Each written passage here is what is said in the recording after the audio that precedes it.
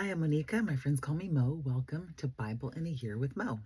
Today is day 127, and I will be reading Deuteronomy 7 and 8, Psalm 127, and Romans 10. Yes. Okay, so I'm going to jump right in. Deuteronomy 7. When the Lord your God brings you into the land you are entering to possess and drives out before you many nations, the Hittites, Girgashites, Amorites, Canaanites, Perizzites, Hivites, and Jebusites, 7 nations larger and stronger than you. And when the Lord your God has delivered them over to you, and you have defeated them, then you must destroy them totally. Make no treaty with them, and show them no mercy. Do not intermarry with them. Do not give your daughters to their sons or take their daughters for your sons, for they will turn your sons away from following me to serve other gods, and the Lord's anger will burn against you and will quickly destroy you. This is what you are to do to them. Break down their altars, smash their sacred stones, cut down their Asherah poles, and burn their idols in the fire. For you are a people holy to the Lord your God, and the Lord your God has chosen you out of the peoples on the face of the earth to be his people, his treasured possession. The Lord did not set his affection on you and choose you because you were more numerous than other peoples, for you were the fewest of all peoples. But it was because the Lord loved you and kept the oath he swore to your forefathers that he brought you out with a mighty hand and redeemed you from the land of slavery, from the power of Pharaoh, king of Egypt. Know, therefore, that the Lord your God is God. He is the faithful God, keeping his covenant of love to 1,000 generations of those who love him and keep his commands. But those who hate him, he will repay to their face by destruction.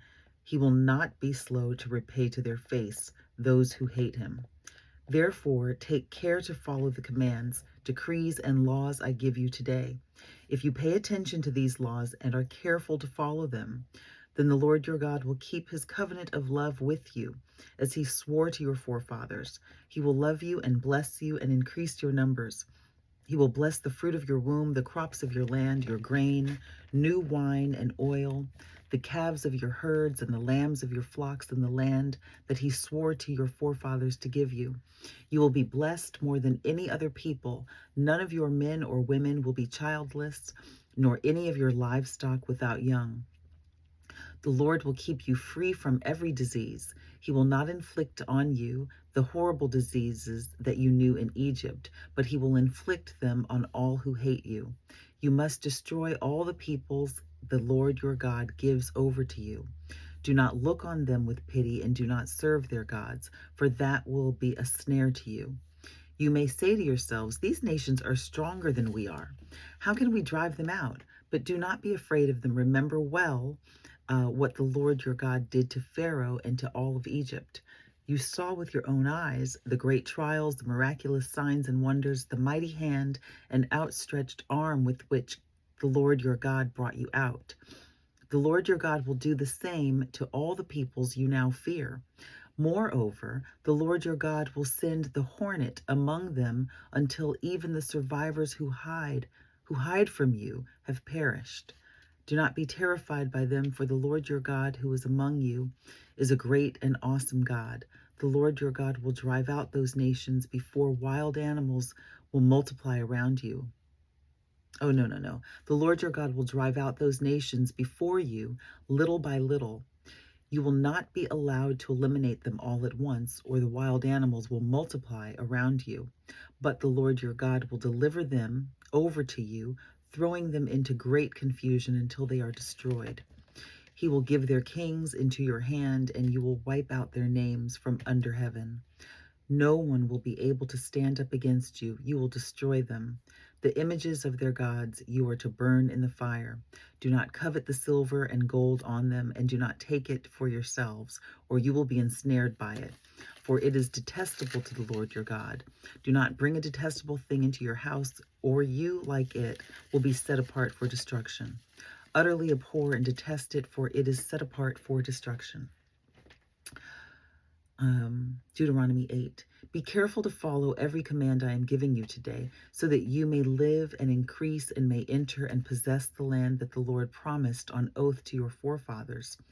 Remember how the Lord your God led you all the way in the desert these 40 years to humble you and to test you in order to know what was in your heart, whether or not you would keep his commands. He humbled you, causing you to hunger and then feeding you with manna, which neither you nor your fathers had known, to teach you that man does not live on bread alone, but on every word that comes from the mouth of the Lord. Your clothes did not wear out, and your feet did not swell during these 40 years. Know then in your heart that as a man disciplines his son, so the Lord your God disciplines you. Observe the commands of the Lord your God, walking in his ways and revering him. For the Lord your God is bringing you into a good land, a land with streams and pools of water, with springs flowing in the valley and hills, a land with wheat and barley, vines and fig trees, pomegranates, olive oil, and honey, a land where bread will not be scarce and you will lack nothing, a land where the rocks are iron and you can dig copper out of the hills. When you have eaten and are satisfied, praise the Lord your God for the good land he has given you. Be careful that you do not forget the Lord your God, failing to observe his commands, his laws, and his decrees I am giving you this day. Otherwise, when you eat and are satisfied, when you build fine houses and settle down, and when your herds and flocks grow large and your silver and gold increase, and all you have is multiplied, then your heart will become proud, and you will forget the Lord your God who brought you out of Egypt, out of the land of slavery. He led you through the vast and dreadful desert, that thirsty and waterless land, with its venomous snakes and scorpions. He brought you water out of the hard rock.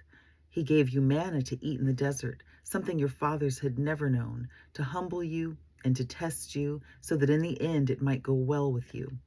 You may say to yourself, my power and the strength of my hands have produced this wealth for me. But remember the Lord your God, for it is he who gives you the ability to produce wealth, and so confirms his covenant, which he swore to your forefathers as it is today. If you ever forget the Lord your God and follow other gods and worship and bow down to them, I testify against you today that you will surely be destroyed.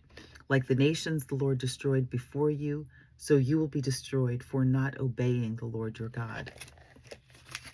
Okay, moving on to Psalm 127. Psalm 127. Unless the Lord builds the house, its builders labor in vain. I need to underline that. Highlight it. Unless the Lord builds the house, its builders labor in vain. Unless the Lord watches over the city, the watchmen stand guard in vain. In vain you rise early and stay up late, toiling for food to eat. For he grants sleep to those he loves. Sons are a heritage from the Lord, children a reward from him.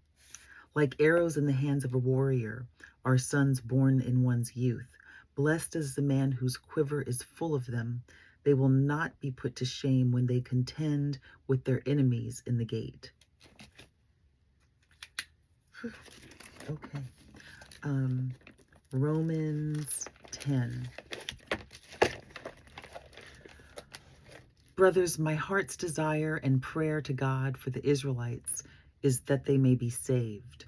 For I can testify about them that they are zealous for God, but their zeal is not based on knowledge, since they did not know the righteousness that comes from God and sought to establish their own. They did not submit to God's righteousness. Christ is the end of the law, so that there may be righteousness for everyone who believes. Christ is the end of the law, so that there may be righteousness for everyone who believes.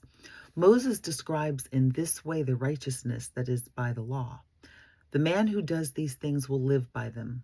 But the righteousness that is by faith says, do not say in your heart, who will ascend into heaven, that is, to bring Christ down, or who will descend into the deep, that is, to bring Christ up from the dead. But what does it say?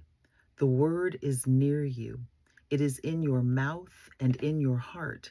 That is the word of faith we are proclaiming. That if you confess with your mouth Jesus is Lord and believe in your heart that God raised him from the dead, you will be saved. For it is with your heart that you believe and are justified, and it is with your mouth that you confess and are saved. And the scripture says, anyone who trusts in him will never be put to shame. For there is no difference between Jew and Gentile. The same Lord is Lord of all, and richly blesses all who call on him. For everyone who calls on the name of the Lord will be saved. How then can they call on the one they have not believed in? And how can they believe in the one of whom they have not heard? And how can they hear without someone preaching to them? And how can they preach unless they are sent? As it is written, how beautiful are the feet of those who bring good news. But not all the Israelites accepted the good news. For Isaiah says, Lord, who has believed our message? Consequently, faith comes from hearing the message, and the message is heard through the word of Christ. But I ask, did they not hear? Of course they did. Their voice has gone out into all the earth, their words to the ends of the world. Again I ask, did Israel not understand?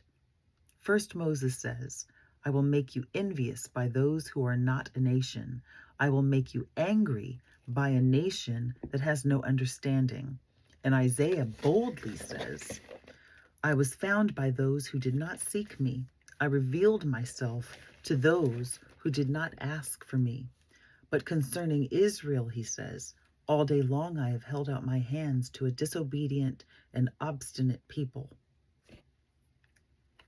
And that concludes day 127 of Bible in a Year with Mo. Thank you so much for joining me. Be blessed.